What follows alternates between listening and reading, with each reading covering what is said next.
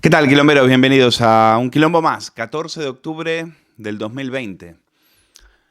Hoy vamos a tener entrevista a Juan Manuel de Prada.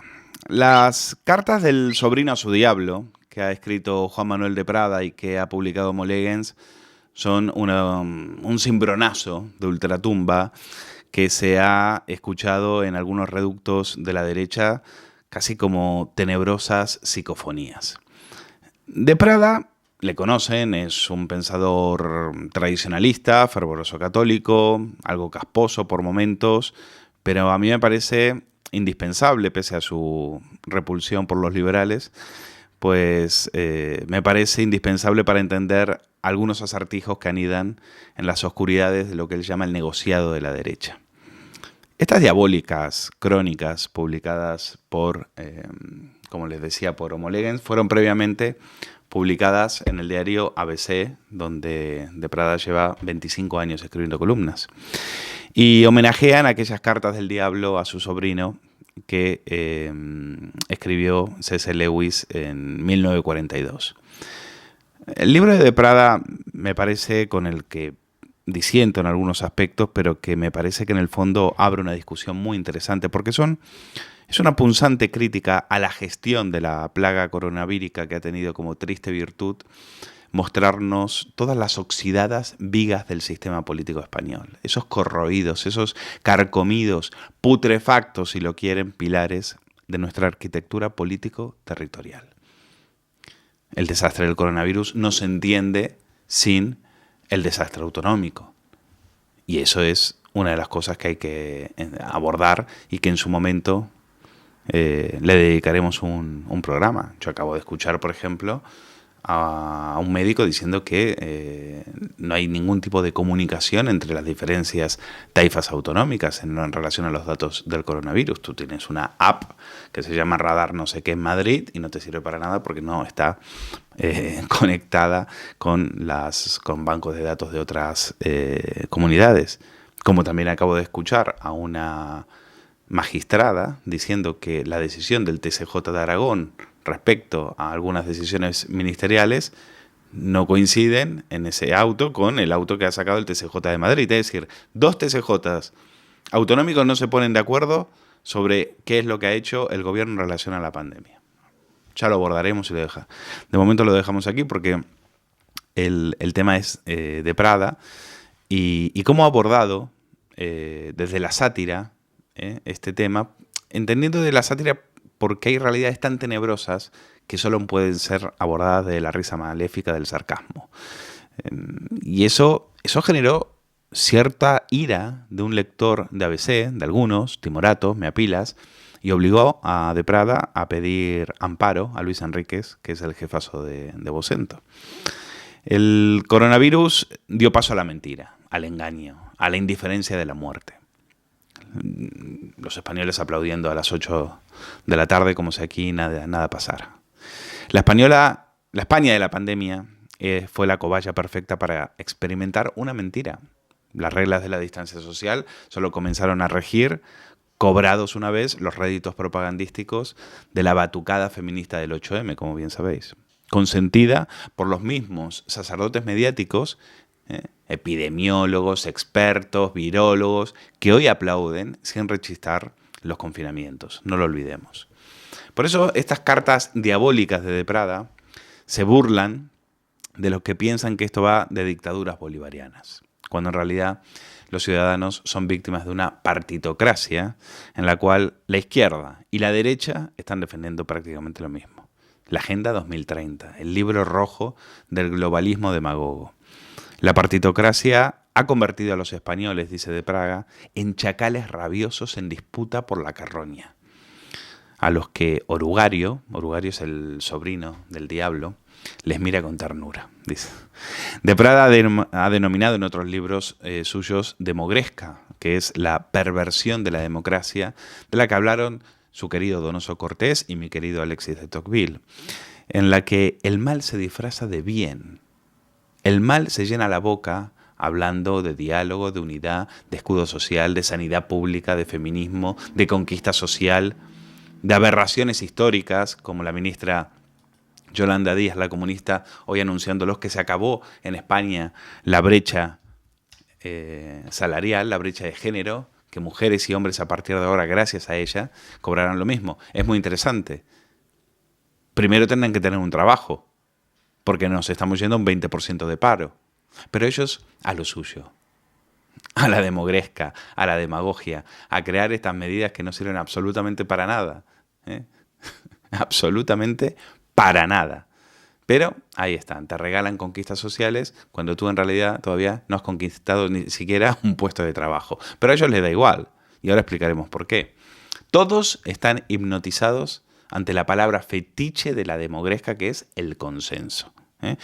Palabra que en Radio Ya, por ejemplo, se la suele criticar, y con razón. Ignacio Quintano, que también le tiene mucha tirria a los liberales, o liberalios, como le llama él, y su amiguito Hughes en ABC. El consenso es definido por De Prada como el punto de encuentro de la gente sin principios, desde el que se corta el bacalao y se reparte la guita. Y un punto que De Prada pone, y a mí me parece interesante, de relieve, es el tema de la renta mínima. ¿Qué era la renta mínima? La renta mínima, explica De Prada, es una exigencia de la plutocracia, de la burocracia globalista, pagada con los bolsillos de la clase media, para aplacar las revueltas de millones de parados. ¿Se acuerdan cuando Ana Rosa dijo, no, es que al IBEX le conviene que gobierne la izquierda, así no les incendian los neumáticos delante de las fábricas? Pues por ahí van los tiros. Pues eso es la renta mínima. Renta mínima, quiero recordarlo, apoyada por el PP, y frente a la cual Vox, después de haber hecho una campaña con mucha lógica y con muy buenos razonamientos, al final le temblaron las piernas y se abstuvo. Pues esta renta mínima permitirá, según De Prada, deshacerse fácilmente de millones de trabajadores en paro, a la vez que deja devastados los tejidos productivos nacionales. En el Quilombo vamos a escuchar esta semana una entrevista a Montserrat Gallego, que trabaja en el sector textil mayorista, y cuenta cómo España, siendo líder en el mundo en ese campo, en el campo del diseño, en el campo de la calidad, de las buenas telas y demás, no tenemos fábricas, nos estamos quedando sin fábricas. Pues lo dicho, una operación de falsa bandera comandada por los tontos útiles de la izquierda caniche. Él me corregirá y me dirá, no son tan tontos, saben a lo que van, pero cacarean cada vez que se trata de una conquista social. La realidad es que la izquierda está condenando a nuestras empresas, a nuestras pymes, que conforman más del 80% del tejido productivo en España, a una muerte lenta a través de los ERTEs, mientras las abandona a su suerte, condenándolas a la quiebra. La renta mínima es un soborno para los trabajadores en paro, para que coman de la mano de la burocracia estatal antes de convertirlas en lumpen. De Prada se lanza en tromba contra la derecha sin complejos, por exponer su verdad, dice, ruda, biliosamente, con la finalidad solo de conseguir ruido y tuiteos. Es decir, está hablando de Vox. A De Prada no le gusta el exceso de ruido y furia en Vox, pues allá él. Tampoco le gusta que Cayetana divinice la Constitución, a la que exige idolatría, y agote la metodología del odio. A veces De Prada aparece con la derecha la gata Flora. Si se la quitan, grita. Y si se la ponen, llora. Bueno, dice que la derecha está obsesionada con el fantasma de la libertad. Y yo no veo, en ese sentido, no veo ningún impedimento. Porque precisamente esos liberales a los cuales él de alguna forma desaprueba, creemos en que los individuos somos soberanos, somos dueños de nuestra persona, de nuestra mente, de nuestra vida, de nuestro trabajo, y que no somos propiedad de ninguna tribu, de ningún estado, de ningún colectivo, y que podemos disponer de él como se nos parezca, y que no estamos a merced o al albur de ninguna renta mínima, y en eso coincidimos con De Prada. Pero tenemos derecho, como ha escrito en algún momento Ayn Rand, por ejemplo, a existir en nuestro propio beneficio. Es decir, no somos criados obligados a trabajar para el despotismo burocrático, el despotismo estatal. y que por eso creemos en la libertad y nos parece un valor, un valor primordial, sobre todo en este momento en la cual un régimen social comunista va a por nuestras libertades, en la cual se nos quiere silenciar, se nos quiere censurar, se nos quiere amordazar. En fin, hay algo en lo que estoy de acuerdo con De Prada. A la derecha solo le resta ser la chacha que barre los estropicios causados por la izquierda. Como la derecha no le planta una agenda diferente a la izquierda, una agenda distinta, una agenda más agresiva, y como no se pongan las pilas en las políticas de comunicación, finalmente estará condenado a ser eso, la criada de la izquierda.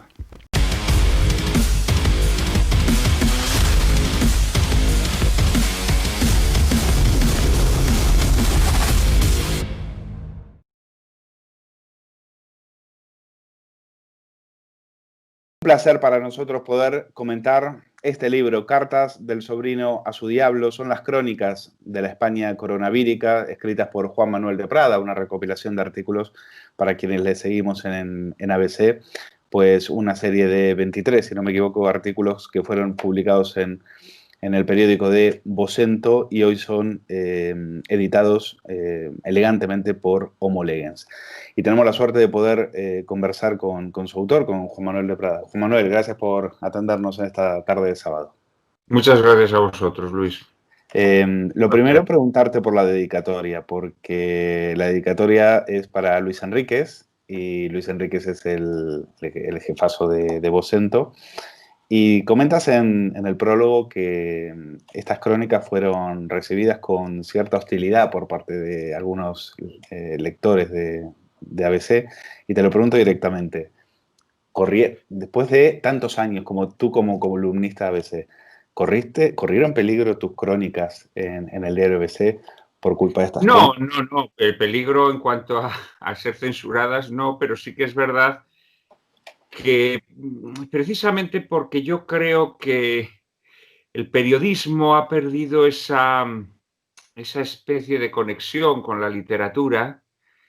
Y claro, esta es una experiencia periodística un tanto límite, ¿no? Porque, claro, le das la perspectiva a un personaje que no eres tú, es decir, creas un personaje literario que más allá de que en el fondo quiera decir lo mismo que tú dirías, lo dice de maneras muy distintas, ¿no?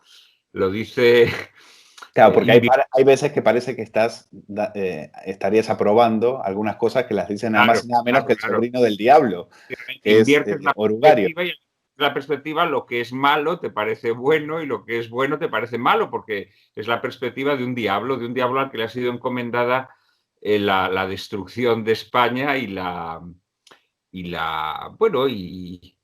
perdición, digámoslo así, de los españoles, ¿no? Entonces, claro, el demonio se refiere a los españoles de forma muy despectiva y naturalmente pues él no quiere... Tuviste que pedir un rescate, un salvoconducto a Luis Enríquez para que esas crónicas siguiesen apareciendo en ABC. Vamos a ver, las crónicas tuvieron mucha resistencia por parte de algunos lectores o de algunos sectores de los lectores de los artículos, que muchas veces son lectores en diagonal, como siempre ocurre hoy en día, sobre todo cuando haces una lectura en Internet, ¿no? Y entonces, efectivamente, él me apoyó mucho y me dijo que no lo dudase, que prosiguiese con la serie y la completase, que son 31 cartas. Ay, 31, dije 23, perdón. Es el mismo número de las cartas de C.S. Lewis, o Lewis, como queramos pronunciarlo, o Levis, también podríamos decir, en un español correctísimo, que fueron publicadas en una revista durante creo que es el año 41, tal vez, y bueno, en lo que se inspira. Este libro es un homenaje, claro, a aquella obra maestra, aunque no pretende tener su mismo tono, ¿no? No pretende tener su mismo tono. Primero, bueno, porque los tiempos son distintos, la perspectiva del demonio es distinta. El demonio de las cartas del diablo a su sobrino, Scrutopo, era un anciano venerable, lleno de prudencia, lleno de hipocresías muy taimadas, mientras que Orugario, su sobrinito, que en la obra de Lewis, pues no interviene, simplemente es el receptor, el destinatario de las cartas, aquí cobra voz y resulta ser un personaje pues, muy faltón, sinvergüenza. Este también era otro de los motivos problemáticos de las cartas, ¿no? Las cartas tienen un lenguaje muy procaz con frecuencia. Y esto, pues sí, efectivamente, con cierta extrañeza para mí, pues sí que lo convirtió en una experiencia un tanto complicada, ¿no? Bueno, nos alegra mucho que en todo caso hayas podido sobrevivir a esa incomprensión por parte de algunos lectores que... Por otra parte, el libro también tiene digamos, una, entre comillas, complejidad añadida, ¿no? Y es que, claro, este es un libro que, no siendo un libro de apologética como el del gran C.S. Lewis, sí es un libro que aborda muchas cuestiones políticas desde su trasfondo teológico, ¿no? A mí me gusta siempre citar mucho a Donoso Cortés, que dice que Bueno, detrás de todo... para mí es un descubrimiento lo de Donoso Cortés. Es fabuloso las citas que pones de Donoso Cortés. Me Donoso parecen Cortés increíbles. es uno de los grandes pensadores políticos ¿Es españoles. nuestro Tocqueville? ¿Podría ser nuestro Alexis de Tocqueville? Hombre, Tocqueville es un liberal. Bueno, también Donoso Cortés es un liberal. Tocqueville es un liberal conservador, digámoslo así, que es un hombre que tiene una visión portentosa de la historia, al igual que Donoso, en efecto. Lo que pasa es que Donoso es un hombre que avanza mucho más hacia posiciones tradicionales, desde su liberalismo inicial y sin dejar de ser nunca un hombre de aquella España isabelina, pero sí que él se va dando, y sin adherirse nunca al carlismo, pero sí que es verdad que es un hombre que va avanzando hacia posiciones tradicionales. Pero bueno, a mí me parece un pensador extraordinario y de una gran vigencia. Muchos de sus pensamientos tienen una vigencia Total. total. Esa servidumbre que ven a partir de la perversión de la democracia también está en Tocqueville. Por eso te preguntaba. Sí, sí, sí, indudablemente, claro, claro. Sí, porque bueno, son genios, ¿no? Son genios que no se limitan como hacemos hoy nosotros, que somos pobres hombres, a contemplar lo que sucede, ¿no? Sino que tienen esa sagacidad de avizorar lo que va a suceder y de imaginarse cuál va a ser la evolución del sistema político, ¿no? Y en este sentido, sí, a mí tanto Tocqueville como Donoso me parecen genios. Lo que pasa es que Tocqueville es un genio reconocido, ¿no? Eh, yo creo que Donoso hasta está está por descubrir, me parece. Donoso yo creo que es un pensador muy poco conocido, desgraciadamente, por los españoles, ¿no? Siendo Sí. un pensador españolísimo. Bueno, tú también a los argentinos nos has descubierto a Leonardo Castellani, o sea que Bueno, siempre estás ahí descubriendo a genios ocultos, ¿no? a mí lo de Castellani me parece una tragedia, porque aparte que yo me atrevería a decir que es un escritor a la altura de los más grandes escritores argentinos, y aquí incluyo a Borges y a Cortázar, que son autores muy distintos a él, pero Leonardo Castellani es un autor que ha sido silenciado por razones, por razones extraliterarias, ¿no? Es decir, yo creo que es un escritor formidable, porque además aúna esas cualidades del pensador con ese látigo satírico, a veces desaforado, ¿no? que emplea para fustigar, para derruir todos los falsos mitos modernos. Su crítica literaria, por ejemplo, es fascinante. Tiene una crítica sobre el Ulises de James Joyce, es grandiosa. Y a mí Castellani me cambió la vida. A mí Castellani me cambió la vida. Es curioso porque su existencia yo la desconocía, por supuesto. Yo estaba preparando un libro una antología de autores que habían hecho continuaciones del Quijote. Entonces yo estaba en aquellos días en Buenos Aires, en casa de un amigo que luego tuvo grandes responsabilidades políticas con Macri, un liberal progresista incluso, ¿no? Pero un hombre de gran grandeza intelectual y humana, y me dijo, hombre, pero tienes que leer a Leonardo Castellani. Y, y lo leí y me cambió la vida. A mí Castellani me cambió la vida porque mm, primero me despojó de ciertas adherencias catoliconas un poco ñoñas o merengosas, eh, y me ayudó a tener una visión de la realidad católica, pero mucho más fustigadora, digámoslo así, ¿no? Me parece un escritor soberbio. Yo siempre se lo recomiendo a todos los amigos y se lo recomiendo a los seguidores de Much- Periodista Digital porque es un autor que no les va a dejar indiferentes. Muchos te hemos hecho caso y tenemos, gracias a ti, a Castellani en la estantería. Te quiero preguntar, cuando tú te refieres a los liberales, ¿qué quieres decir? Es decir, porque algunos nos sentimos así aludidos, ¿no? Es decir, no sé, ¿en quién estás pensando? Porque aquel liberal del siglo XIX no es el mismo liberal que puede haber ahora en el siglo XXI. ¿En qué figura tienes en mente cuando arremetes contra ellos? Bueno, vamos a ver. En primer lugar, efectivamente, esto daría casi como para, bueno, no para una conferencia, sino para un ciclo, ¿no? Sí. El liberalismo es un pensamiento político que, a mi modo de ver, introduce un concepto erróneo de libertad. ¿Eh? La libertad humana es digna cuando nos encamina hacia la verdad, según la visión del pensamiento cristiano. El pensamiento liberal, en cambio, introduce un componente, un deslizamiento que a mí me parece muy peligroso, que es que la libertad humana en sí misma es digna, más allá de lo que esa libertad elija.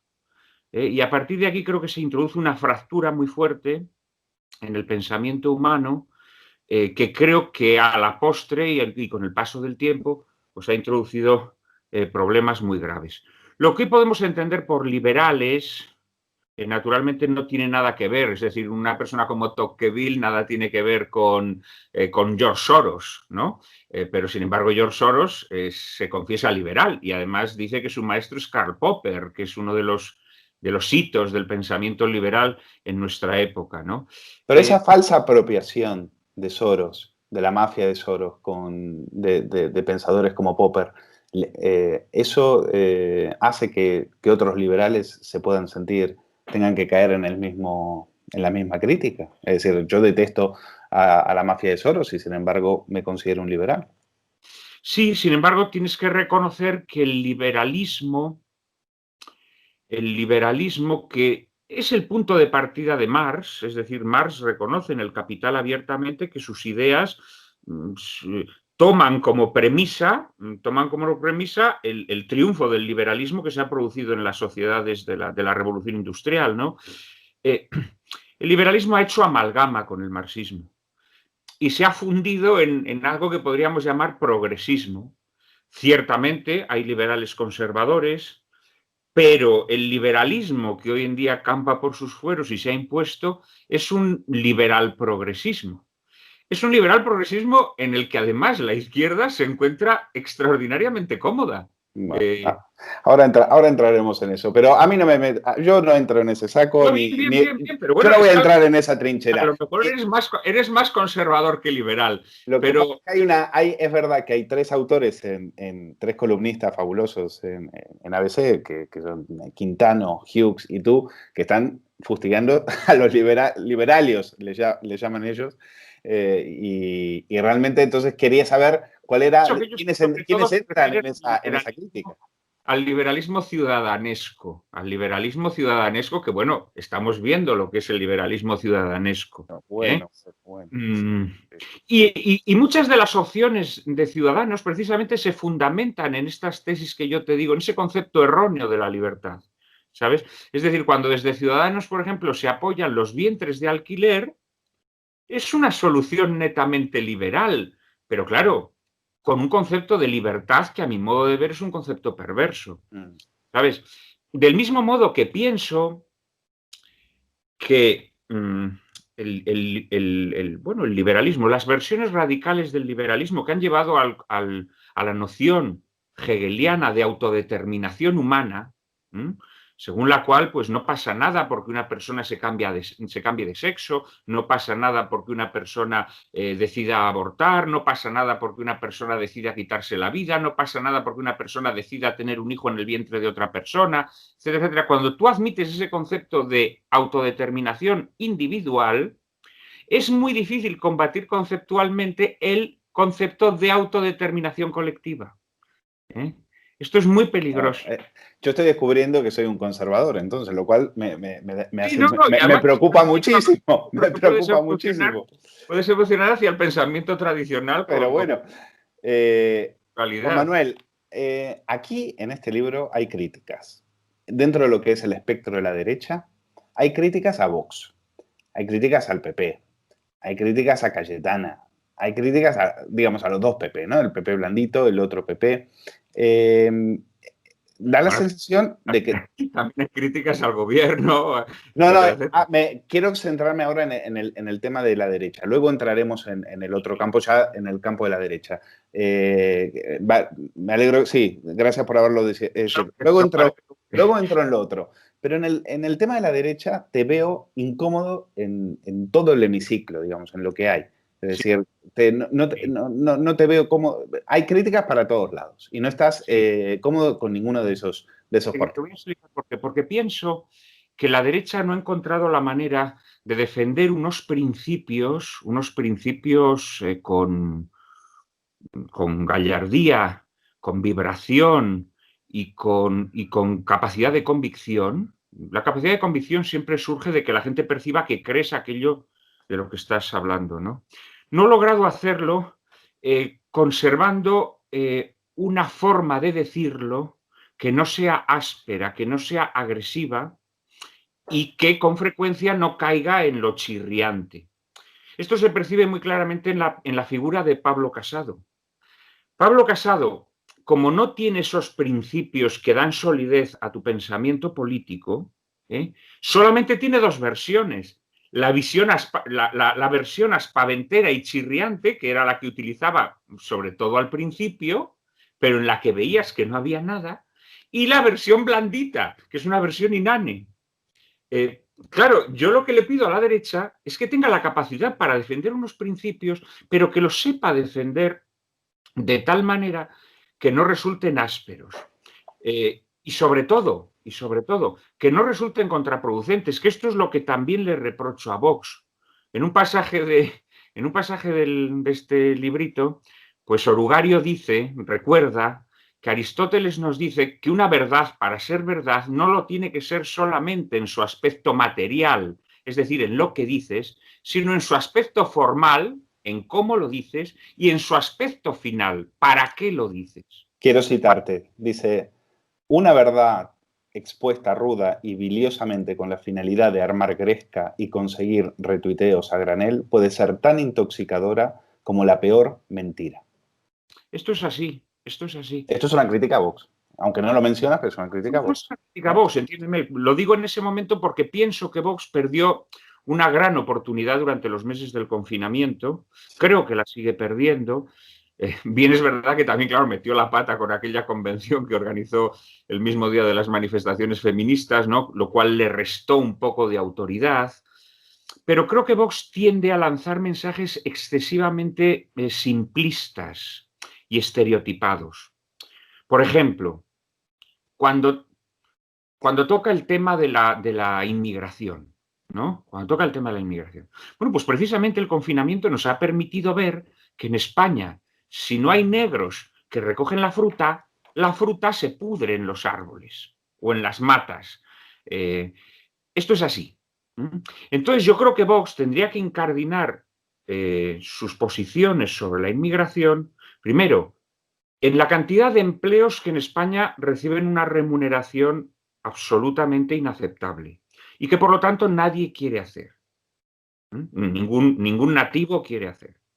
Y segundo, Vox tendría que afrontar el problema de que hoy en día muchos oficios manuales que habría que dignificar o redignificar, son oficios que los jóvenes españoles no quieren hacer. Porque los jóvenes españoles prefieren estar vagueando o esperando una sopa boba o una subvención, no sé qué, antes que formarse como carpinteros o como electricistas, ¿no? Entonces yo creo que el discurso de la inmigración, cuando tú no contemplas estos problemas previos, primero, un montón de oficios que no tienen salarios dignos. Y segundo, unos jóvenes, unos jóvenes que prefieren vaguear antes que aprender uno de estos oficios. Claro, también porque nuestro sistema educativo lo que hace es formar a la gente para que no aprenda estos oficios. Entonces yo creo que Vox tendría que lanzar ideas más elaboradas, porque si simplemente su mensaje es decir que no, los negros que no pasen por la valla de Melilla, oiga usted, pero si es que luego nadie nos recoge la fruta. Entonces, yo tampoco veo a esos negros que tú dices recogiendo la fruta, ¿eh? Yo les veo totalmente improductivos en las grandes ciudades, vendiendo bolsos en la Gran Vía, por ejemplo, pero no les veo trabajando en la fruta. Habría que hablar, por ejemplo, que la inmigración, lo que se tiene es que pactar mediante tratados bilaterales con los países de origen. Porque claro, ¿qué nos ocurre? Como no somos un Estado soberano, como no somos un Estado independiente, sino que nos calzan leyes que vienen desde fuera, no podemos llevar a cabo estos tratados. Quiero decir que yo creo que estos problemas habría que explicarlos de una forma más global, porque los mensajes simplistas, como digo, sí generan reacciones de ira y demás, pero luego les pasa un poco como la Coca-Cola, que se disipa, ¿no? Se disipa, pierde el gas y se queda en nada. A mí, por ejemplo, en el libro también hay una crítica a ciertos excesos patrioteros de la derecha. ¿Sabes? Esa banderitis. En primer lugar, en este sentido, a mí tampoco me gusta esa banderitis, es correcto. Vox empezó a ponerse las mascarillas con la bandera de España y dijo Pedro Sánchez, pues anda, para ponerme la bandera del régimen del 78 me la pongo yo, ¿por qué no? Y se la puso. Creo que el patriotismo no consiste en llevar banderas hasta en la compresa, ¿sabes? O sea, creo que hay un patriotismo... ¿Recuerdas a Pemán a la hora ¿Recuerdas a José María Pemán a la hora del patriotismo?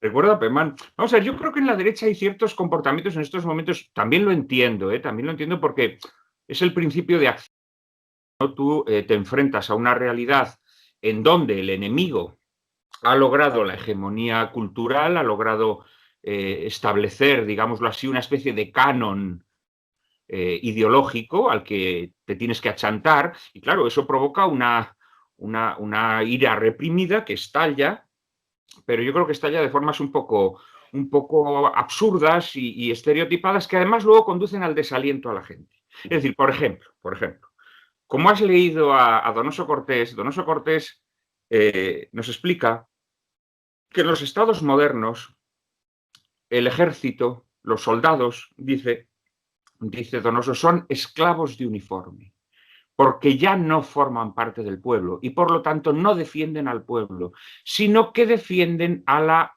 autoridad constituida, que con frecuencia lo que busca es el mal del pueblo, y más en la sociedad, en este reino plutocrático mundialista que se está generando, ¿no? Entonces, claro, cuando la derecha lanza mensajes emotivistas y simplotes, haciéndole creer a sus adeptos que el ejército, que la Guardia Civil preservan las esencias de Occidente, les están engañando, porque luego esta gente va a ver cómo la Guardia Civil o el ejército están a las órdenes del tipo que ocupa en ese momento el poder.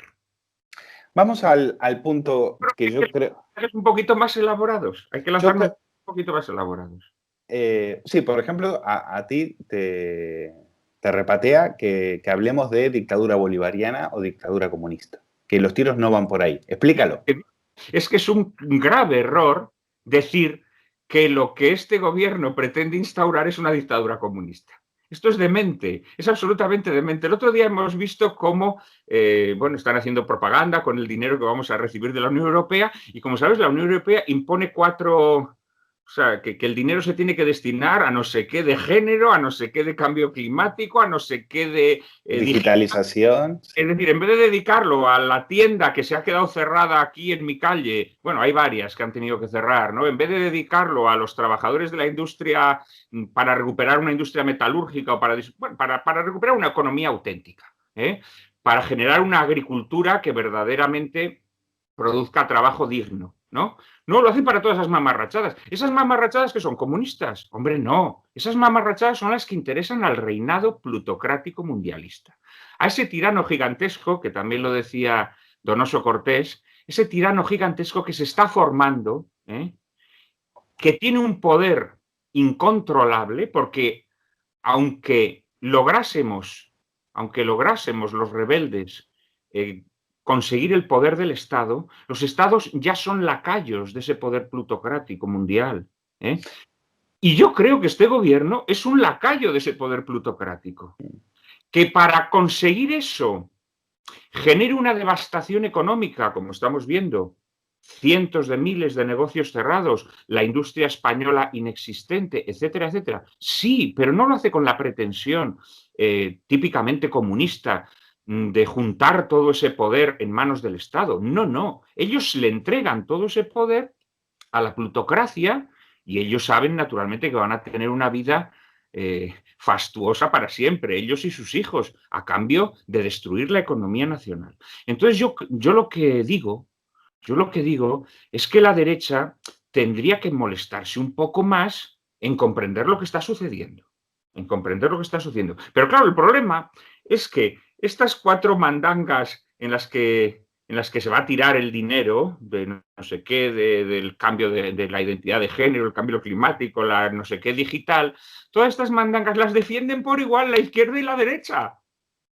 Claro, a mí me parece que el mayor aporte que haces tú es superar el debate derecha-izquierda y decir, ¿no os dais cuenta que la izquierda en estos momentos está en manos de una plutocracia, que son los tontos útiles de una plutocracia y que hacen con ellos lo que quieran, es decir, implementar el mal en este caso? No son útiles, sí, tontos no porque, repito, ellos lo hacen a cambio también de obtener en primer lugar, a cambio de tener una hegemonía cultural. Es decir, la plutocracia ha aceptado totalmente todos los paradigmas culturales que interesan a la izquierda. Los ha asumido totalmente. En esto Chesterton fue clarividente. Chesterton se dio cuenta que el capitalismo... Vamos a ver, cuando yo arremeto contra el capitalismo, hay gente que piensa que es que defiendo el comunismo. Vamos a ver, el capitalismo ha tenido una evolución. Entonces no podemos tener una visión idealizada del capitalismo imaginándolo como un mercado en donde agentes libres concurren en competencia libre, y en donde tú, como periodista, compites conmigo, que soy periodista, y entonces el que haga una crónica mejor es el que va a conseguir que le lean. No, no es así. A ti y a mí nos pasan por encima las multinacionales de la información, nos pasa Facebook por encima, y si Facebook quiere, tu crónica no la lee ni Dios. Exactamente. Entonces, vamos a ver, el capitalismo nada tiene que ver con la libertad de esos agentes que concurren en un mercado en donde todos tenemos las mismas oportunidades. El capitalismo ha tendido a la concentración de la propiedad. Y esa concentración hoy es monstruosa. Y esa concentración, además, de riqueza ya no es nacional, porque al final ya todo eso no está en nuestras manos.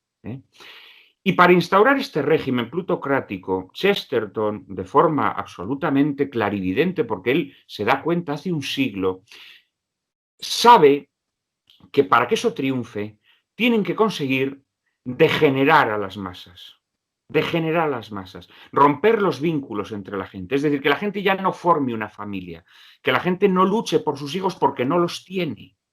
Y entonces Chesterton llega a la conclusión absolutamente prodigiosa, porque repito, esto es hace un siglo, de que el capitalismo y el antinatalismo, él decía antinatalismo, yo digo de forma más vulgar los derechos de Bragueta o la barra libre pene vulvar, es decir, que la gente no genere unos vínculos potentes que la mantengan unida y que la mantengan fértil.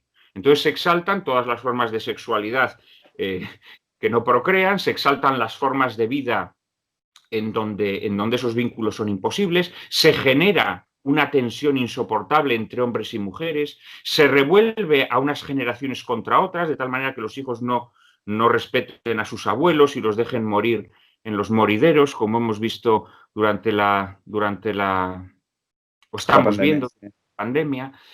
Y esta es la cuestión, ¿no? Entonces yo pienso que sí, que esas categorías se han quedado un poco obsoletas y tenemos que hacer un esfuerzo para reparar en lo que está verdaderamente sucediendo. Porque mantener categorías de la época de la Guerra Fría yo creo que no conduce a nada. no conduce a nada. Porque luego al final la gente se da cuenta que eso no sucede, que eso no es así. Y claro, toda la gente le puede decir, no, porque los comunistas mataron a 100 millones de personas. Sí, sí, ciertamente las mataron. Y Octavio César Augusto también mató pues a todos los pueblos europeos en esa Pax Romana de la que tanto presumía.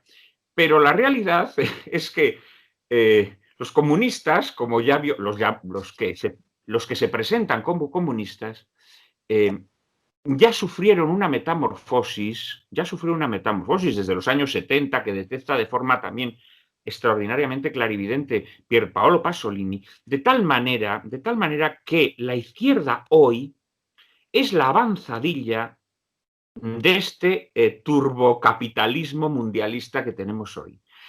Y esto la gente lo tiene que ver, porque es que si no lo ves, te mantienes en unos esquemas que a mi modo de ver están periclitados, ¿no? Totalmente periclitados. Y Orugario, en las cartas del diablo a su sobrino, insiste en este tema. Insiste en este tema. Orugario sabe que la Me manera encanta que cuando tiene... cita Uruguario, cita autores que odia, como Chesterton, ¿no? Y dice, ese tonto de Chesterton que decía que el despotismo es el final de las democracias fatigadas.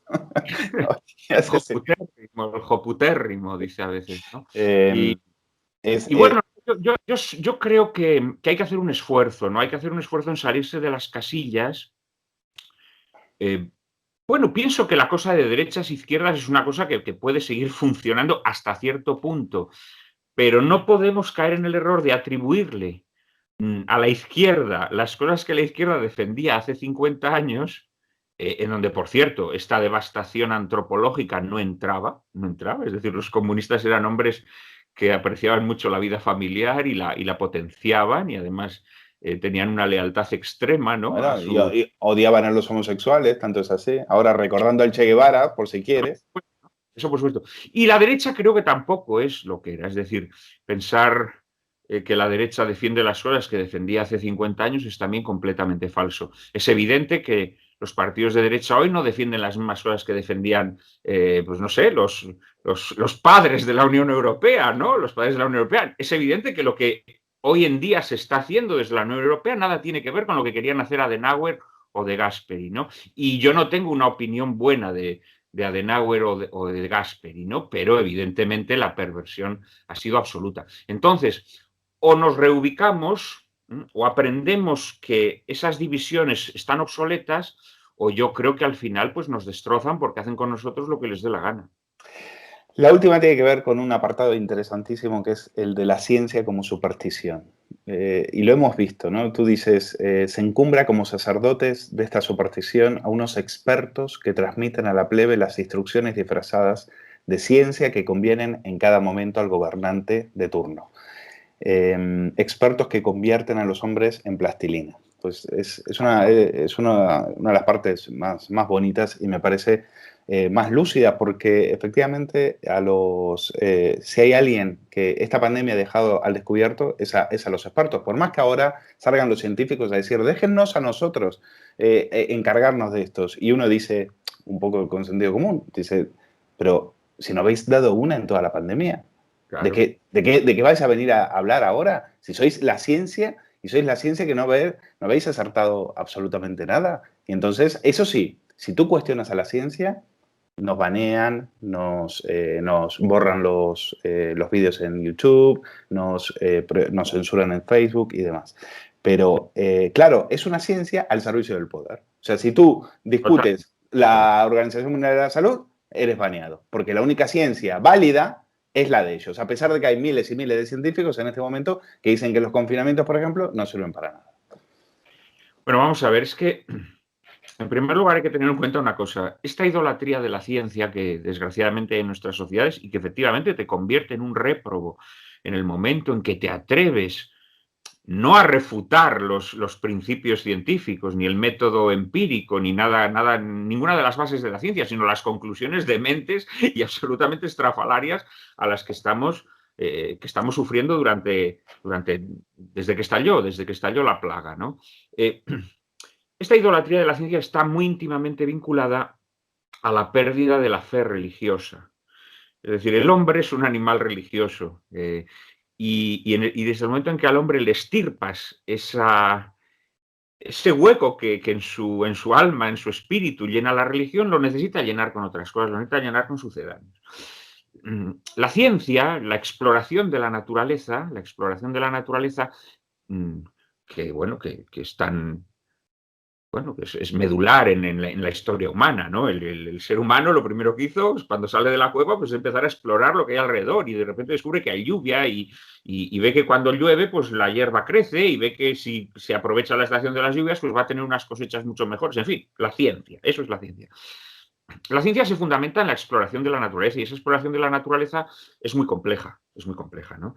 Entonces, hombre, desde que estalla la plaga del coronavirus, a nosotros, los científicos, nos han ido soltando, como dicen ahora, en tiempo real, las chorradas que se les cruzaban por la cabeza, pero bueno, de forma descarada. Es decir, nos han dicho que las mascarillas eran inútiles. Incluso durante mucho tiempo se descojonaban de los que querían llevar mascarilla.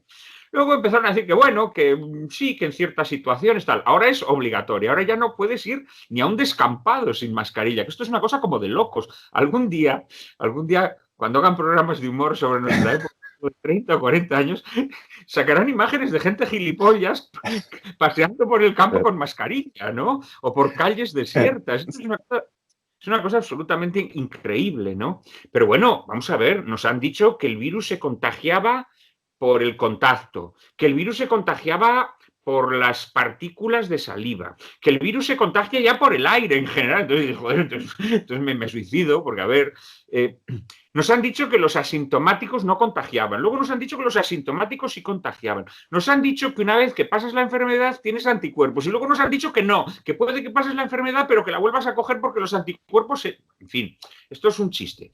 Y entonces esta gente pretende además convertirse en el oráculo de Delfos, cuyos juicios tienen que ser acatados reverentemente y sin rechistar. Y claro, esto no es serio, porque además sabemos que todos estos zigzags y cambios delirantes están íntimamente vinculados a la, porque tristemente es así, a la adscripción ideológica de los científicos o a cuál sea la institución para la que trabajan. Y claro, hace unos días salía, como sabes, un manifiesto de un montón de asociaciones médicas diciéndole a los políticos que ellos mandan pero no saben y que por lo tanto tienen que guiarse exclusivamente por el criterio científico. Esto es una aberración. En primer lugar, porque el criterio científico sobre el coronavirus no está establecido. Exacto. La exploración que se ha hecho del virus no es suficiente como para emitir dictámenes terminantes sobre la naturaleza de este bicho. Eso en primer lugar. Pero es que en segundo lugar, lo que decían esos científicos es una aberración, porque el político tiene que escuchar el consejo de los científicos y luego, mediante la virtud de la prudencia, que es la virtud eminentemente política, de la que, por cierto, carecen todos nuestros políticos hoy, mediante la virtud de la prudencia tiene que ponderar ese criterio junto con otros criterios, ¿eh? Y no solo el económico, no. Otros criterios que tienen que ver con nuestra naturaleza humana. Es decir, tú imagínate que mañana los científicos nos dicen que no, que es que tenemos que estar todos aislados, metidos en una habitación y que no podemos tener relación con nuestros hijos o con nuestra mujer o con nuestros abuelos. Pues no, mire usted. Puede ser, porque el criterio científico no puede anteponerse a la vida política, a la vida de la polis, y como esto es una polis y la gente no somos mónadas, quiero decir, el político tiene que valorar, por supuesto, el criterio científico, siempre que sea un auténtico criterio científico y no un criterio oportunista y cambiante, que es lo que hoy por hoy tenemos, y luego tiene que ponderar otros muchos elementos. Y tiene que asumir responsabilidades. ¿Sabes? Es decir, a mí, por ejemplo, toda la llamada batalla de Madrid, en donde la verdad, pues, no se puede defender a nadie, porque creo que en las posiciones tanto de la comunidad como del gobierno hay disparates, pero claro, hacer un confinamiento como el que tenemos en estos momentos, un confinamiento en el que tú básicamente puedes hacer lo que te da la gana, moverte por toda Madrid, ir esparciendo los virus por doquier, pero al mismo tiempo al cerrar Madrid estás impidiendo el... Bueno, pues A mí lo que me sorprende, Juan Manuel, es que los científicos no saben lo que está pasando, lo acaba de reconocer otra que no ha dado una, que es María Neira, la de la Organización Mundial de la Salud, ha dicho, no sabemos lo que pasa en Madrid, pero tienen soluciones. Es increíble. Sí, O sea, sí. tú no puedes, para diagnosticar, para solucionar un problema, primero tienes que diagnosticarlo y saber cuál es el problema. Y ahí, a partir de ahí, elaborar una solución. Aquí no saben cuál es el problema, pero sí saben cuál es la solución. Es decir, encerrarte, enjaularte. Sí, totalmente. Totalmente. Entonces yo sí creo que esto hay que denunciarlo. Y los más fanáticos son Pero lo que pasa, claro, cuando lo denuncias dicen que eres negacionistas. que eres un negacionista o que eres una la verdad persona que oficial, tiene eres supersticiones negacionista. religiosas. No, diga usted, para nada, para nada. Lo que pasa es que la ciencia tiene unos límites y la ciencia tiene un método. Y entonces ese método básicamente es que usted, mediante el empirismo, es decir, mediante la exploración de la naturaleza, usted va a llegar a conclusiones. Pero para llegar a esas conclusiones usted tiene que estar muy seguro. No puede hacer lo que se está haciendo aquí. Y bueno, hombre, yo creo que dedico un artículo, por ejemplo, al llamado doctor Simón, enchufado pepeiro, digo concretamente, ¿no? Sí. Porque un enchufado del PP gallego. Claro, Simón es una persona que ha dicho todo tipo de disparates, todo tipo de delirios absurdos, siempre, naturalmente, siempre para poner la ciencia al servicio de la facción política a la que sirve. Y claro, y este hombre se ha convertido en una especie de santito para media España al menos, ¿no? A mí esto me resulta sobrecogedor.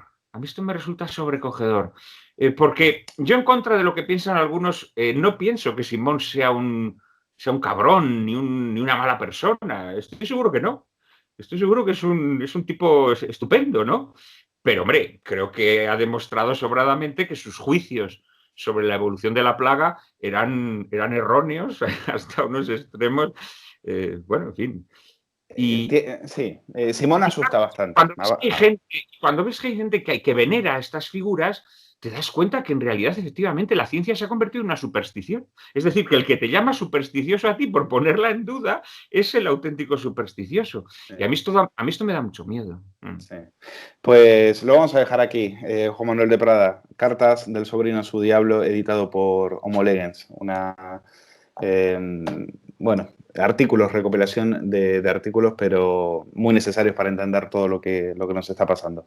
Agradecerte muchísimo, gracias por estar este rato con nosotros para Periodista Digital. Ha sido un placer, espero que nos sigamos viendo. Mira, Javier, mientras el Partido Popular siga empeñado en ser la reencarnación de la CEDA de Gil Robles, aquel ancianito de 30 y pocos años, que decía, refiriéndose a la derecha española, decía que él prefería la eficacia a la gallardía. La gallardía es Vox, evidentemente. La eficacia, entre comillas, de momento, eficacia electoral, sigue siendo el PP. La gallardía política es la de Vox. Olvidaba Gil Robles, y así le lució el pelo al final, que primero, no hay nada tan eficaz como la gallardía de Vox, y que España está hecha de gallardía. Aprovecho para recordarlo hoy, 12 de octubre. Si el Partido Popular sigue en la senda de Gil Robles y de la CEDA, el Partido Popular acabará como Gil Robles y como la CEDA.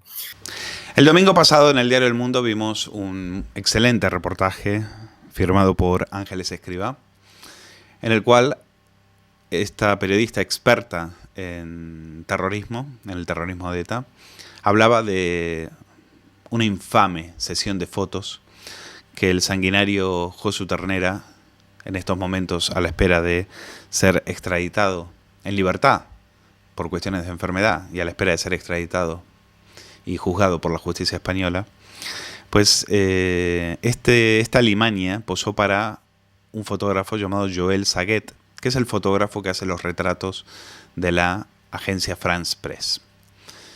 Pues había que verlo, lo describe muy bien Escrivá, con chaqueta negra, luciendo un afeitado impecable, con una gorra irlandesa así, en plan Peaky Blinders, camisa blanca, bueno, refulgente y una mirada implacable. Es ternera, estamos hablando de unos tíos, de unos de los asesinos más despiadados que tuvo la banda terrorista en la época de plomo. Pues resulta que en el pie de foto de la France Press, ya de por sí tener que soportar ese tipo de fotografías posando como un dandy, ya resulta difícil de asumir. Pero es que en el pie de foto, la agencia France Press pone ex jefe del grupo separatista ETA. Ni una mención de que aquello fue una organización terrorista con casi 900 muertos a sus espaldas. ¿Cuál es la campaña que hay detrás de la AFP, de esta agencia? Bueno, la campaña está en hacer una operación de propaganda parecida a la que se hizo con Arnaldo Otegi, que es equiparar a este sujeto, a este asesino, con Nelson Mandela y convertirlo en un hombre de paz. Es decir, estamos en la lucha con el relato y lo que me interesa contar aquí es que parece que ese relato finalmente lo van a escribir los asesinos y no sus víctimas. Lo van a terminar firmando los verdugos y no los muertos, y no los asesinados por la banda. ¿Por qué digo esto? Bueno, en Ternera había una especie de soldado y de monje. La etapa de soldado ya pasó. Ahora, como dice Escrivá, le queda la etapa de monje, la etapa en la cual... Esto es muy interesante porque mientras Pedro Sánchez se congratulaba en un tuit diciendo que la democracia había derrotado a la ETA, gracias a la unión de todos los partidos, pues yo creo que Ternera le viene a recordar que aquí los que parece que han ganado la batalla, y sobre todo la batalla del relato, van a ser ellos. No solo por la cantidad, por los cientos de asesinatos que han quedado sin resolver, sino por el desprecio constante que este gobierno, el gobierno de España, le brinda a las víctimas, encamándose con los herederos de sus asesinos. Como Idoia Mendia, por ejemplo, no tiene ningún empacho en salir e ir y brindar y sacarse una portada en el Diario Vasco, por ejemplo. Qué vergüenza la de Vocento, por cierto, qué vergüenza. Cuyo presidente es también es víctima del terrorismo. Y sin embargo, sacan en el Diario Vasco a Idoia Mendia brindando con Otegi. ¿Cómo se lo agradecieron los etarras? Pues destrozándole la casa, con pintadas. Pero bueno, los socialistas son así, no entienden, no aprenden. Estamos hablando de Josu Ternera, estamos hablando del cerebro de la matanza en el año 87 del cuartel de la Guardia Civil de Zaragoza, en el cual murieron 11 personas, murieron 5 niños, 5 criaturas. A este bicho es al que la agencia France Press le acaba de hacer una operación de propaganda. Y digan, bueno, es que ya sabemos, los franceses, como siempre. Ya. Pero es que en España están haciendo exactamente lo mismo. Este fin de semana, este domingo, pudimos ver en la televisión, en la cadena vasca, en la ITV, un reportaje en el cual a la Guardia Civil se la llamaba golpista, corrupta y torturadora. Este programa se llama 360 grados y es un reportaje sobre la Guardia Civil en la cual por supuesto se le reprocha su actitud represora en Cataluña y se dice que tiene un ADN franquista. Vamos a escuchar cómo una cadena pública autonómica habla de la Guardia Civil. Todavía hoy son muchos los que tiemblan al oír hablar de Inchaurrondo. A las órdenes del general Galindo, el cuartel de Donostia vivió su época de máxima actividad contra ETA en los años 80 y 90 y fue señalado por decenas de detenidos como el lugar donde fueron torturados. Inchaurrondo era el epicentro del horror. Yo le oía a mi primo vómitos, sonidos así más fuertes. Es imposible que pudiera escaparse. Yo siempre decía que él se había muerto esa noche en el río. Son muchas humillaciones. Hay cosas que nunca van a contar públicamente. Defiende que la tortura pudo ser una herramienta en la lucha contra ETA. Malos tratos, no tortura. Tortura sistemática no. ETA mataba y nosotros nos defendíamos. Pero también han rodeado Inchaurrondo investigaciones que vinculan a sus guardias con el narcotráfico. El informe Navajas alumbraba cómo se recibían partidas de narcotráfico por el puerto de Pasajes. Todos los indicios apuntaban a que desde el cuartel de Inchaurrondo tenía connivencia con el tráfico de drogas. Es impresionante que los propios españoles tengan que pagar con su bolsillo a una cadena pública que enaltece a una banda terrorista que mató a 210 guardias civiles. Y sin embargo, los que torturaban, los que mataban, no eran los que secuestraron a Ortega Lara, no. Son los guardias civiles los que ponían la cabeza para que se la remataran con un tiro en la nuca.